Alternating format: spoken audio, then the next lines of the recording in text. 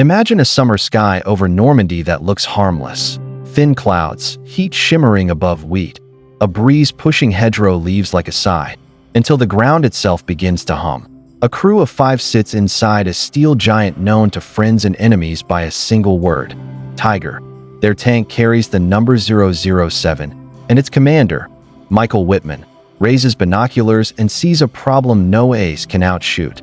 More shapes, more dust, more silhouettes than one company of heavy tanks can ever erase. This isn't the story of a duel, it's the story of a ledger. Welcome to Tiger 007's last stand, when quantity crushed quality. If you've ever wondered how an armored legend could win the skirmish and still lose the war, you're in the right place. Stay with me, because the final minutes of 007's life only make sense when you pull the camera back, beyond the hedgerows, beyond the gun sights, into the factories, depots, and training grounds that decided who kept fighting after the first exchange. By the end, you'll have the numbers, the logistics, and yes, the most credible reconstruction of who likely killed 007. And I want your take in the comments. Was victory a matter of better machines, or a bigger machine behind the machines? Let's rewind 3 years to a design table crowded with rulers, micrometers, and ambition. Germany's heavy tank project becomes the Tiger I. Thick armor, a high-velocity 88mm gun, and road wheels stacked in an intricate interleaved pattern to carry a brutal weight. It is a masterpiece in the museum sense of the word, precise, imposing, and very hard to make. Each hull demands countless individual operations by skilled workers. Each transmission installation feels less like assembly and more like surgery. Perfection has a price: time. Across the ocean, a different conversation is happening. American planners don't try to build an invincible tank. They try to build a winnable process. The M4 Sherman is conceived like a promise, simple enough to produce in parallel at multiple plants, standardized enough for parts to swap, rugged enough for crews to fix in the field. Not glamorous, not invulnerable, but repeatable, tens of thousands of times. If the Tiger is a grand piano, the Sherman is a reliable guitar that anyone can learn to play quickly and repair with common tools. Hold that contrast in your mind, because everything that follows grows from it. Back to the Tiger. On paper, it's terrifying. In a frontal engagement on open ground, it can kill before most opponents can reply. The sight picture through that optic is crisp, the recoil smooth, the hit probabilities high in a trained gunner's hands. You can imagine the confidence in those early demonstrations. Officers nodding, observers whispering, "Nothing can stop this." But ask a simple question: how many can you build next month? And can you keep building that many while the enemy bombs factories, drafts experienced machinists, and blocks rail lines? Every extra step, hand-fitting, special alloys, unique sub-assemblies, adds friction.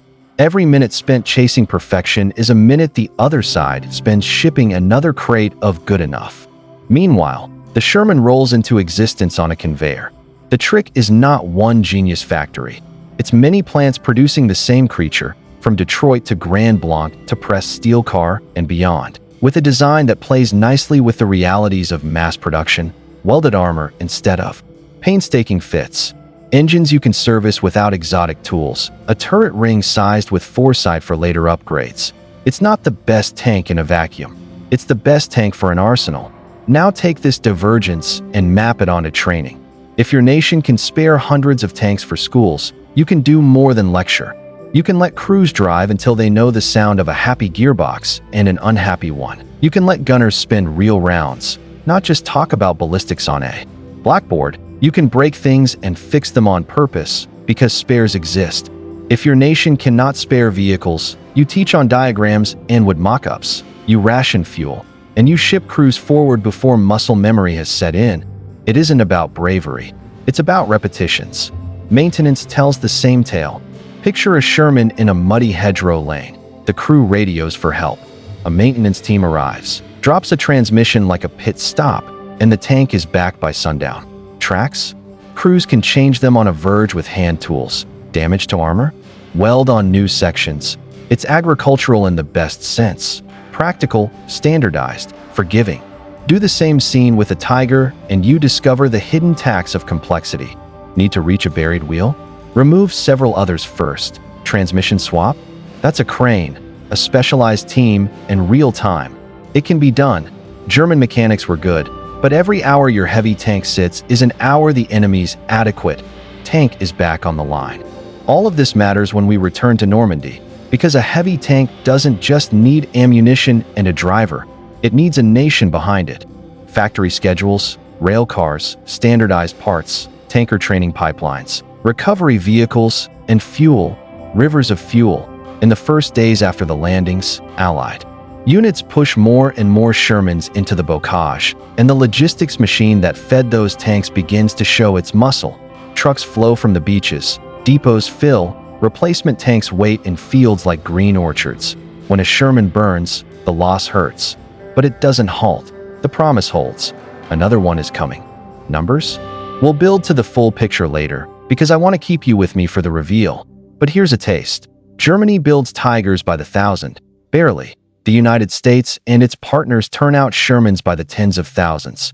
If you were in a turret in 1944, you didn't need a spreadsheet to recognize the pattern. You could read it in dust plumes on the horizon. This is why our title matters. When quantity crushed quality isn't a moral judgment. It's a logistical diagnosis. Let's make this human. Inside Tiger 007, the crew trusts their machine. The gunner knows that if he sees first, he hits first. The loader feels the rhythm of spent cases clanging, new rounds sliding home. The driver senses the big cat's weight in his hands, knowing which ruts to avoid, which slope will throw a track. These are professionals. But the next shape through the hedgerow is not a duel. It's a stream. Kill, reposition, kill again. Each action buys seconds, not safety. You can be the best individual musician in the world. If the other side brought the orchestra and the score is fortissimo, the sound will swallow you. To understand why 007 ends the way it does, we need to travel once to the drawing room where the Tiger became inevitable. Why build such a tank? Because the Eastern Front taught hard lessons. Faced with unexpected Soviet armor and ruggedness, German designers jumped to outrange and out-armor. The Tiger's gun is a masterpiece derived from an anti-aircraft lineage, and its armor is designed to shrug off what earlier enemies could throw. But that pivot to superiority ignores a basic constraint. The battlefield doesn't wait while you machine a perfect final drive. Across the Atlantic, the design meeting for the Sherman sounds different. Ammunition stowage and layout get attention, but so do weld sequences and shipping crates, and whether an 18-year-old can replace a fuel pump in a rainstorm. Interchangeability isn't a buzzword, it's the war plan.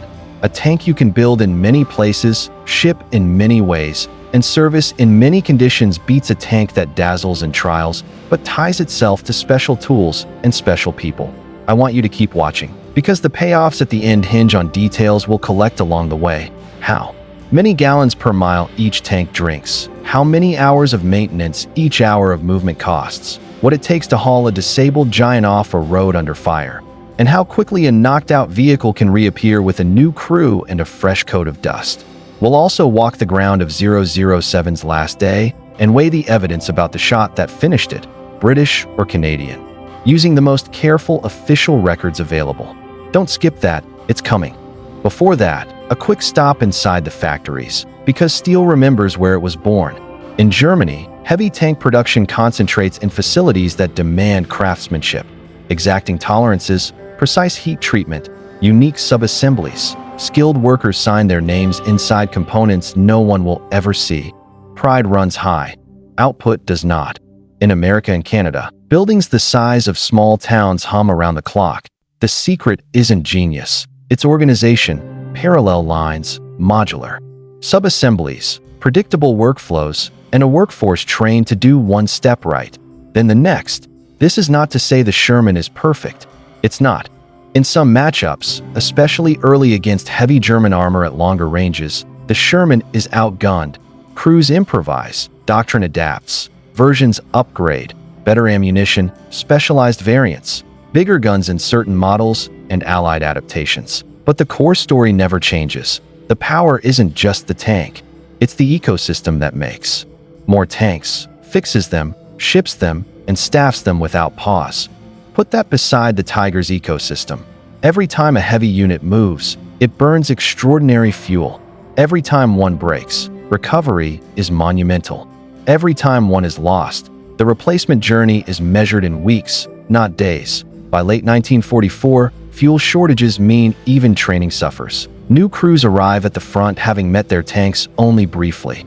There are exceptions. There are heroic repairs. There are brilliant captains who squeeze miracles from what they have. But the arithmetic keeps dripping through the ceiling, one cold fact at a time. So when our camera returns to the hedgerows south of Caen on that August afternoon, remember that the loudest sound is invisible. It's the thundering of an industrial base. 007 and its peers can win snapshots. Devastating, demoralizing snapshots. But the film reel belongs to whoever can replace frames faster than they burn. I want you thinking about 3 questions as we move forward. First, if you had to choose, would you rather field the best single machine or the best supply chain? Second, how many hours of training turn a teenager into a tanker you trust under fire? And how do you produce those hours at scale? Third, if one side can get a damaged tank back in a day and the other needs a week, what does that do to a campaign map after 30 days? In the next segment, we'll start putting hard numbers and real operations behind these questions. How many heavy German tanks were actually available on the Western Front? How replacements flowed to Allied armored divisions? And what happened when Michael Wittmann's earlier fame at Villers-Bocage met a changed battlefield in Normandy? And then we'll walk with 007 to the moment the turret stops turning. Tell me in the comments. If you were planning a war you didn't want to lose, which philosophy would you pick? Precision masterpieces or a tide of good enough that never stops coming? Picture a map of Normandy with more pencil marks than empty space. Arrows for attacks, dotted lines for supply. Tiny tank icons clustered where the Bocage turns every field into a room with earthen walls. In the middle of those marks, I want you to place 2 ghosts. One, stamped Tiger 007. The other stamped Replacement Sherman. The first is famous, the second is anonymous. And that difference is the whole point of our story. Legends are singular. Systems are plural. Let's ground the legend before we test the system. Michael Wittmann's reputation didn't materialize out of propaganda alone. He earned fame earlier at Villers-Bocage, where he and other German vehicles tore into elements of the British 7th Armored Division.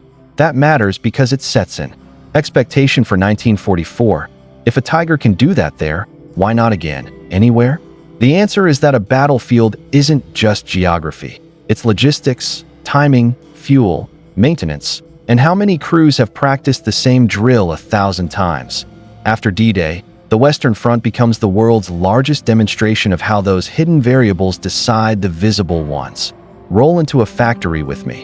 In Germany, a Tiger's birth is a ritual. Plates are cut, edges are prepared, welds are laid with care, and the interleaved road wheels, so clever for weight distribution, go on. Like a watchmaker's sequence, beautiful and unforgiving. The transmission is not simply bolted, it's fitted. Much of this is done by specialists whose hands know steel like musicians know strings. You don't scale hands like that quickly. You don't move a plant like that without losing precision. And you can't ask a bomb pilot to ignore a target that's visible forever. Now cross the ocean. The Detroit tank arsenal isn't delicate. It's disciplined. Think in lines, jigs, fixtures, subassemblies. Arriving like clockwork, one team builds powertrains, another builds turrets. Others weld hulls that move from bay to bay on a heartbeat measured in minutes, not months. You can walk the line and watch a tank become a tank in the time it takes to tell this story. The genius here isn't one brilliant machine. It's thousands of ordinary decisions made consistent. Those decisions echo in training. Imagine 2 schools in one. You have enough tanks to let students grind gears on day 1, get it wrong. On day 2, and get it right by week 3. Gunners fire live rounds until the recoil feels familiar. Drivers break a track and fix it with their own hands. Instructors assess by sound. Listen to that. That's a bearing complaining. Because everyone's heard 100 bearings. In the other school, you have diagrams, a couple of precious vehicles, fuel that can't be spared, and a course schedule bent around scarcity. Students learn theory well. Practice is rationed.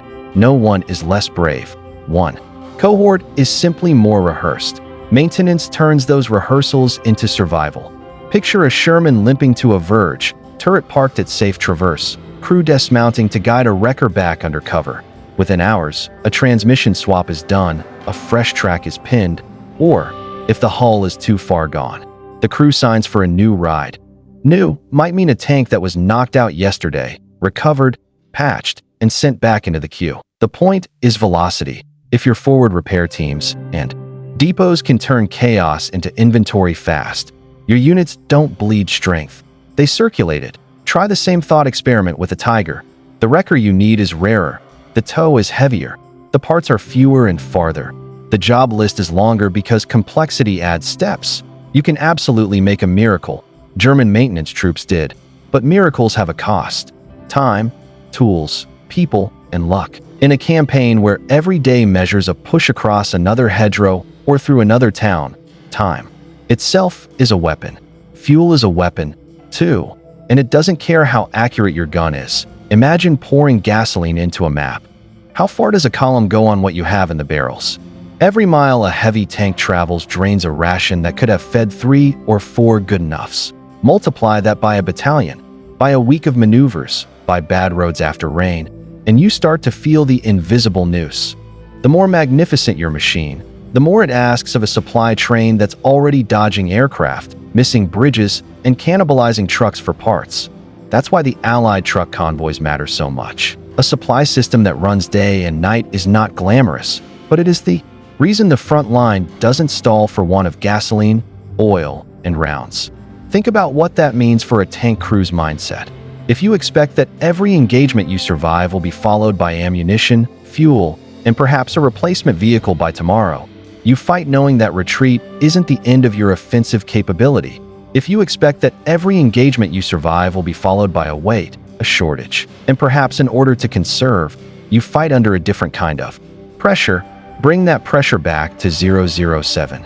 The view through those Zeiss binoculars is crisp, but the picture keeps refreshing.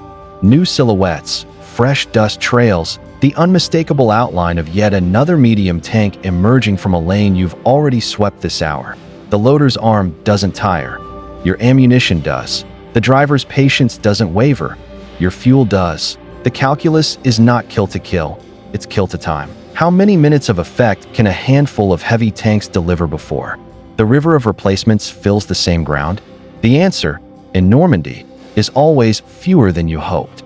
You can see this in replacement cycles. A medium tank company that loses vehicles today receives replenishment soon, sometimes within days, from depots not far behind the line.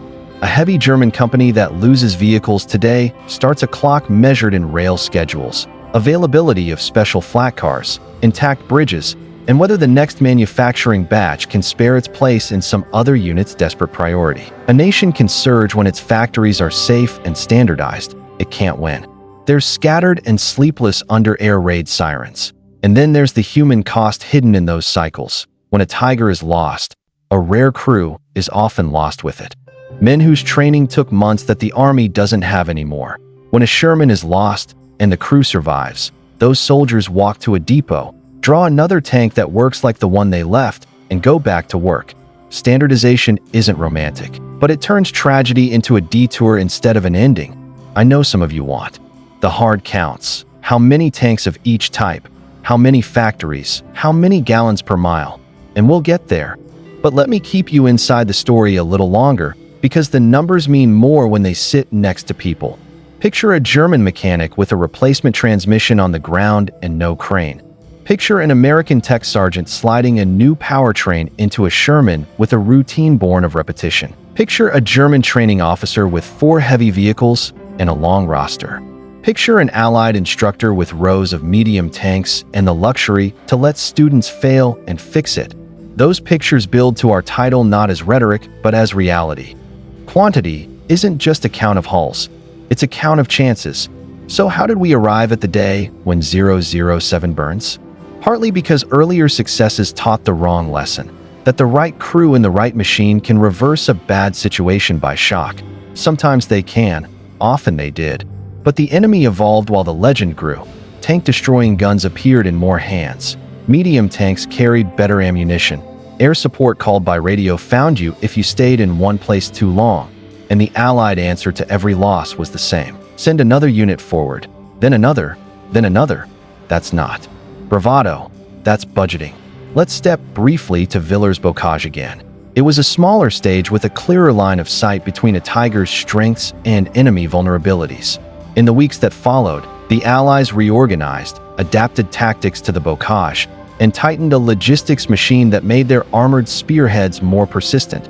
By August, the play had changed. A star performer could still own a scene, but now the chorus rolled in from both wings, and the orchestra didn't stop.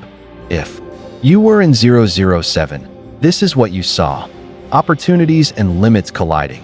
A column exposed in a lane. Take the shot.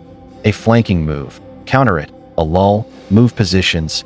Each action makes sense, but each action also burns fuel, ammunition, and minutes from a clock you cannot win. The field around you is not a chessboard. It's a conveyor that keeps replacing the pieces you remove. I want you to hold two thoughts, because they'll shape the rest of our journey. First, the tiger's lethality is real.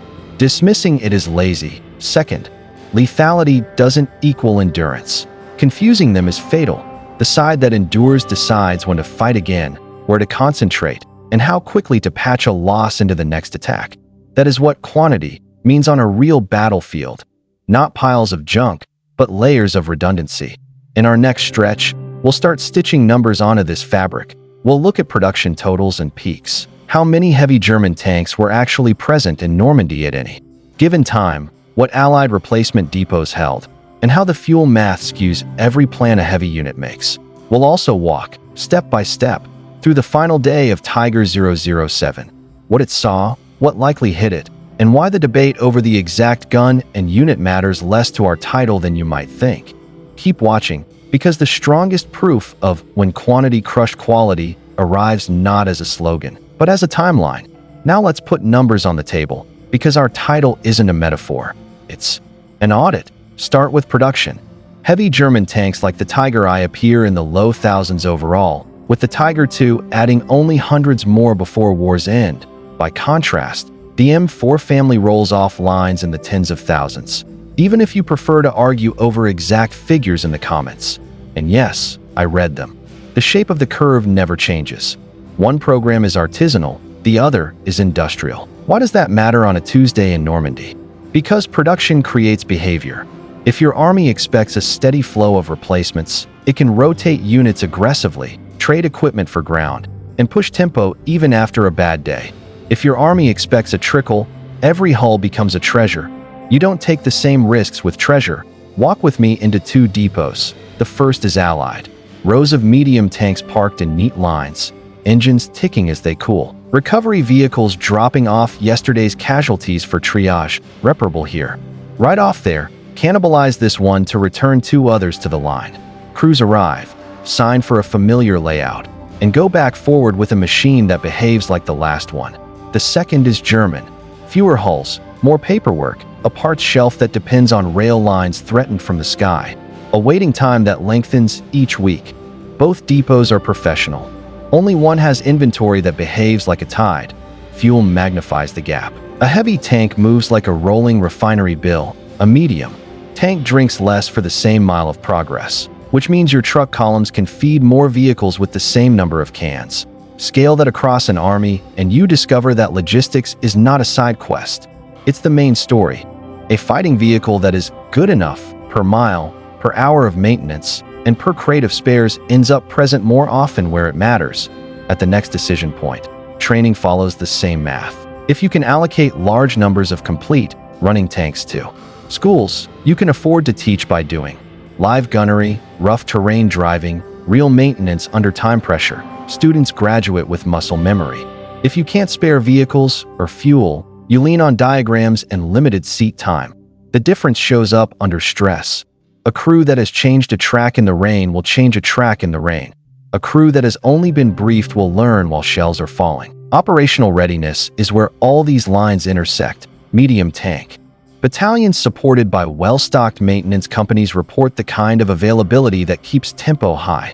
Heavy German units. Magnificent on paper. Spend too many days with a majority of vehicles waiting on transmissions, final drives, engines, or recovery assets. It isn't a question of skill. Their mechanics are excellent. It's a question of friction. More steps, more specialized tools, more weight, more everything. And the trucks? Let's talk about the trucks. Long roads from the beaches. Up to the front, look, from the air, like moving necklaces of headlights. Convoys run day and night, feeding fuel points and ammunition dumps that leapfrog forward as the map changes color. If you picture armor as the fist, picture the truck columns as the blood flow. Without them, even the best fist goes numb. Hold those scenes, and let's zoom back to the hedgerows. A tiger with a clear lane and a competent crew is terrifying. On open ground, its gun can swat medium tanks at ranges where return fire is guesswork. But in Normandy's patchwork of fields, lines of sight shorten, flanking routes multiply, and threats stack. An anti-tank gun here, a concealed tank over there, a radio call that brings aircraft if you linger. If your doctrine depends on dominating the first exchange, what's your plan for the 10th? This is where quantity reveals its true weight. It does not mean waste, it means persistence. An Allied armored unit that loses 3 tanks in the morning and receives 3 in the evening can make the same plan tomorrow, and the next day, and the next. A German heavy company that loses 3 in the morning and waits weeks for replacements is no longer the same instrument by nightfall. In a campaign measured in weeks, the side that can reset to baseline daily writes the rhythm. Now, put a finger on the calendar. Early August 1944. The German front in Normandy is under pressure from multiple directions. The Allied foothold is no longer a foothold. It is a platform, ports functioning, depots filling, roads controlled. German armor still has teeth, but movement is constrained by fuel and sky. Every redeployment risks discovery and a visit from fighter bombers. Meanwhile, medium tanks keep arriving, crewed by soldiers trained on the very vehicles they will fight in, backed by mechanics who have done the same jobs 100 times. So why does Tiger 007 still matter? Because even in a losing hand, a single ace can change the local picture, if only for a moment. A well-placed ambush, a quick reposition, a decisive volley can rip holes in an attack. That's why the legend persists. But the next question is always, what arrives to fill the holes? If the answer is fresh companies, your ace just bought a pause, not a turning point. Let's walk 007's final day slowly, because this is where rumor and reality get tangled. The tank is operating south of Caen during a major Allied push. The countryside is a mix of open patches and confining lanes. Intelligence on exact enemy positions is imperfect, as always, and the number of hostile tanks in the area is rising. Whether 007's commander chose aggression to disrupt a threatened flank or was responding to immediate contact, the effect is the same: closing distance to kill, then moving to avoid the penalty for staying still. At this moment, 2 invisible clocks start to matter. One is ammunition. Heavy tanks don't carry infinite armor-piercing rounds, and the faster you fire, the faster choices get hard. What to load next, when to switch ammunition types, when to break contact to replenish. The second is attention. Every engagement draws more eyes to your position. Tank crews, anti-tank teams, artillery observers, pilots listening on the right frequency, dominating the first moment is a skill. Surviving the accumulation that follows is logistics. Eyewitnesses later report a catastrophic kill, a strike that tears through armor and ignites what the vehicle can't afford to ignite. The aftermath is not a duel, it's a bonfire. For decades, people argue about the shooter, British or Canadian, this troop or that one, perhaps even air attack, because credit matters to units, and because the story is dramatic. We will weigh the claims carefully in a moment, but remember, our title, The Precise Origin of the Round That Killed 007, tells you less about the war than the fact that so many credible barrels were watching the same space. Before we visit the evidence, pause for a quick ledger on the broader fight. How many heavy German tanks were actually present in Normandy at any given time? Not as many as the legend suggests. Enough to influence local fights, not enough to shape the campaign once Allied production, shipping, and depots hit their stride. How many medium tanks did the Allies have in immediate reserve? Enough that battalions could be brought back to strength faster than German heavy units could be repaired, refueled, and recrewed. How quickly could a medium tank be returned to action after damage? Often in hours or days. How quickly could a heavy be returned after similar damage? Often in days or weeks, if the part and the crane and the rail car all cooperated. All of that is why the final page of our story reads the way it does. A handful of superb machines, manned by seasoned crews, bled away into a battlefield that kept replenishing their opponents. Skill did not vanish. It drowned. Quality did not fail. It suffocated under demands that only quantity could answer in time.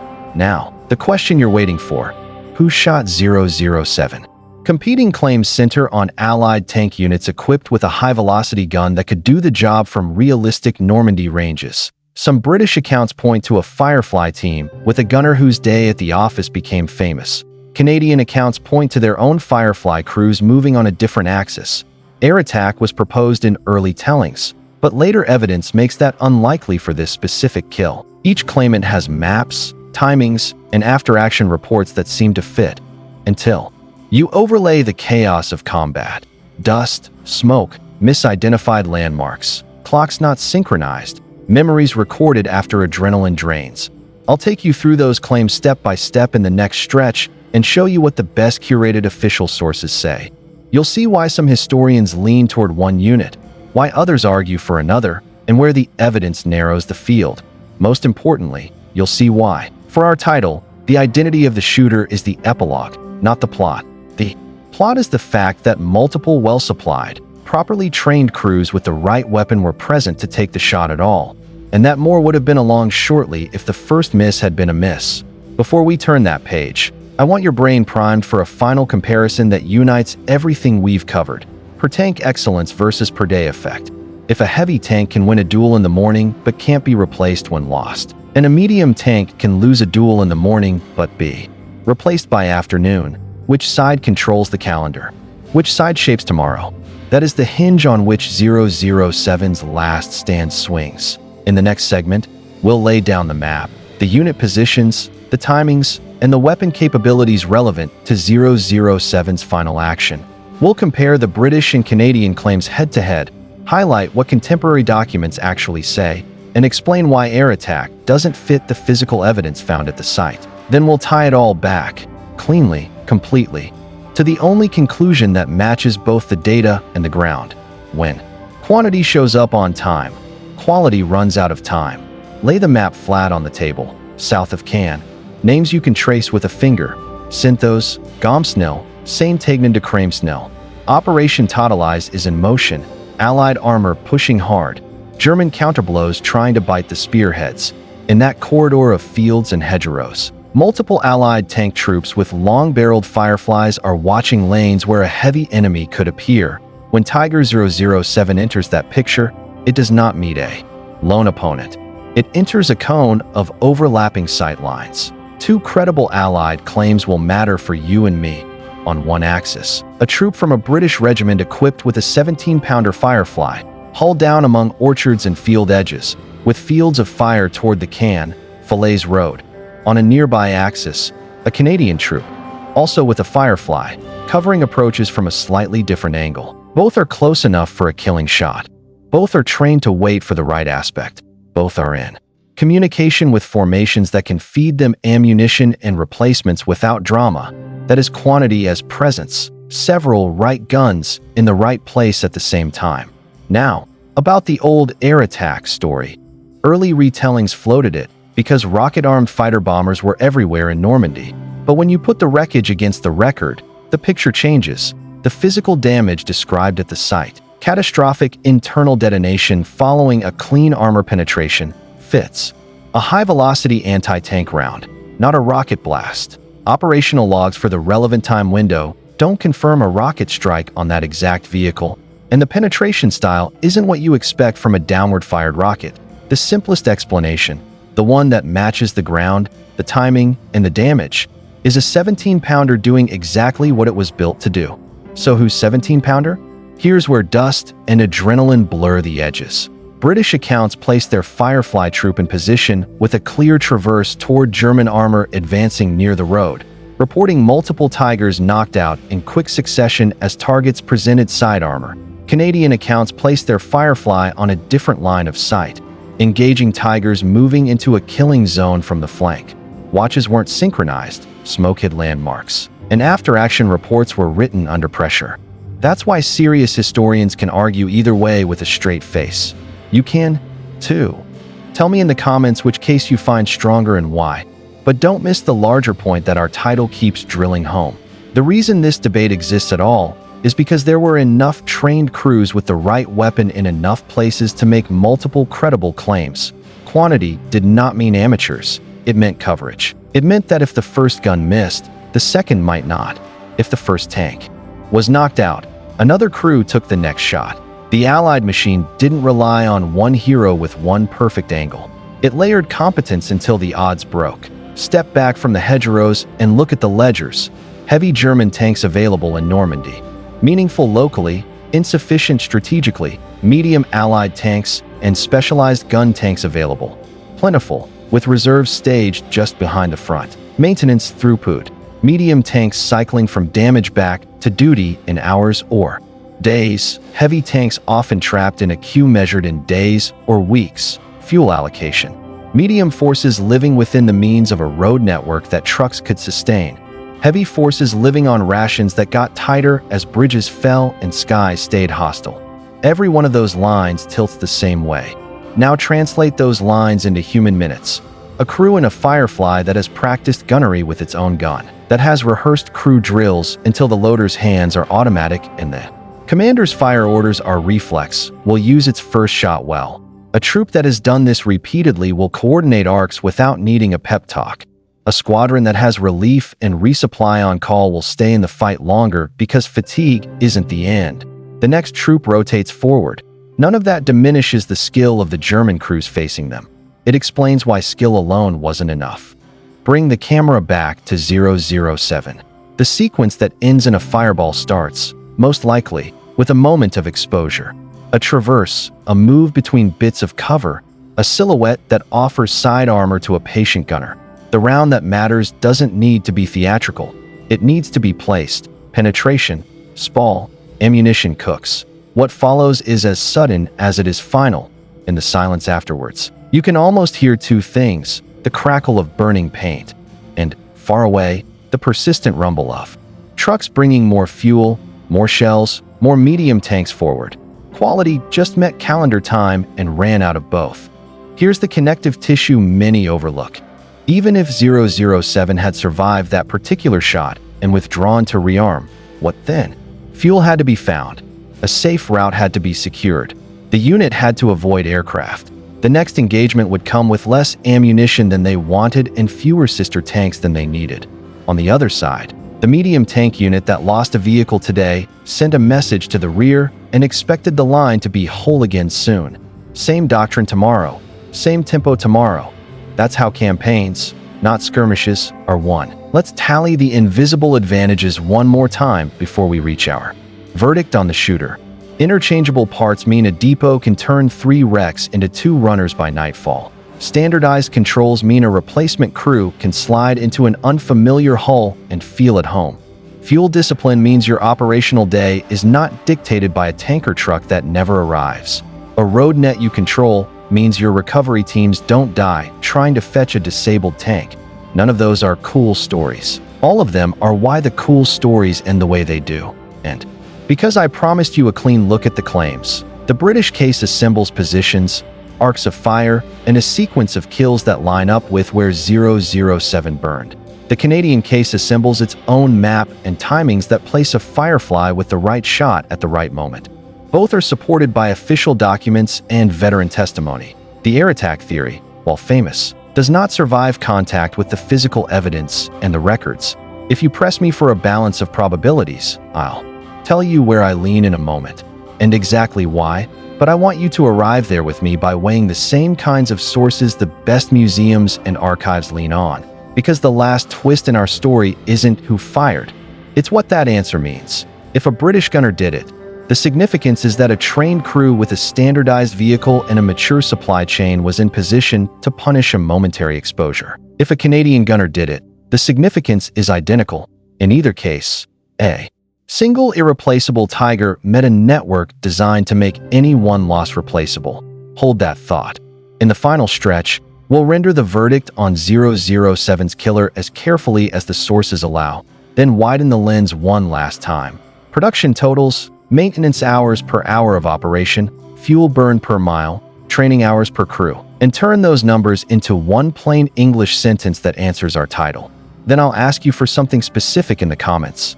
And if this kind of evidence-driven storytelling is your thing, you'll know exactly what to do next. Spread the evidence out like photographs on a table and look for what lines up. The physical damage is consistent with a single, high-velocity anti-tank round punching through and touching off what the vehicle could not afford to lose. The timing places multiple Allied Fireflies in position, each with crews drilled enough to wait for side aspect, breathe, and send a shot that matters. Early rocket strike stories make for vivid theater, but they don't match the wreck's signature or the operational logs for that hour. The simplest story that fits the map and the metal is a 17-pounder doing its job. So who's 17-pounder? Here's the fairest verdict the records allow. On the balance of probabilities, many historians today lean toward a Firefly from the British 1st Northamptonshire Yeomanry, with the day's most famous gunner often identified as Sergeant Joe Ekins. The case rests on mapped sight lines, reported target aspects, and a tight sequence of engagements near the Caen, Falaise Road. But the Canadian claim, centered on Sherbrooke Fusilier Regiment Fireflies engaging from a different axis, remains credible, with documents and testimony that place a qualified shooter on a valid bearing at the right time. In other words, two trained crews with the right weapon inside overlapping cones of fire during a fast, smoky, confusing battle. Choose your side in the comments, but recognize that the debate exists only because the Allied system produced depth. More than one crew in more than one place with more than enough ammunition to try again if the first shot failed. Now pull the camera all the way back for the sentence that answers our title. A nation that can field roughly 49,000 standardized medium tanks, keep them fueled by round-the-clock truck columns, return damaged vehicles to duty in hours or days, and graduate fresh crews on the very machines they will fight in, will outlast a nation that fields fewer than 2,000 heavy tanks whose complexity demands cranes, special tools, and weeks of parts chasing. That isn't a judgment about courage or skill, it's a description of gravity. In August 1944, Tiger 007 met gravity. Think about the rhythms that decided the campaign. Medium battalions rotated forward at nearly full strength because the depots made good on their promises. Heavy companies fought brilliantly on Tuesday and waited on rail schedules on Wednesday. Medium crews practiced until maintenance was muscle memory. Heavy crews often met their tanks late and rationed fuel they couldn't spare. Recovery for a medium vehicle was a routine. Recovery for a heavy could be an operation. Every small friction point, more weight, more parts, more specialized fittings, was a thread. In Normandy, the threads tightened together. This is why the last minutes of 007 matter beyond the who shot who. The final shot is the punctuation mark. The paragraph is industrial arithmetic. You can win exchanges, you can terrify an open ground. You can set records that echo through reunions decades later, and still lose the calendar. Quantity doesn't mean junk, it means endurance. It means that when a tank burns, the story keeps going without rewriting the plan. It means that if you ask a corps commander, can we attack again tomorrow? The answer is yes, not after the factory finishes hand-fitting another masterpiece, but because the next vehicle is already warming up. Walk once more through the day. A heavy tank accelerates between hedges, searching for angles. A train gunner on the other side tracks, holds, and fires. Catastrophe follows quickly because that is what catastrophic penetrations do. For the crew inside, the end is sudden and awful. For the unit around them, the loss is more than metal. It is experience. For the army that sent them, the loss is a slow-moving hole in the order of battle that takes weeks to fill.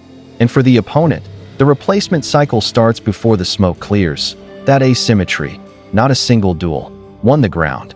So here is the clean, plain English answer promised at the start. Tiger 007's last stand, when quantity crushed quality, is not an insult to a famous tank or the men who fought in it. It is the straightforward outcome of two philosophies colliding.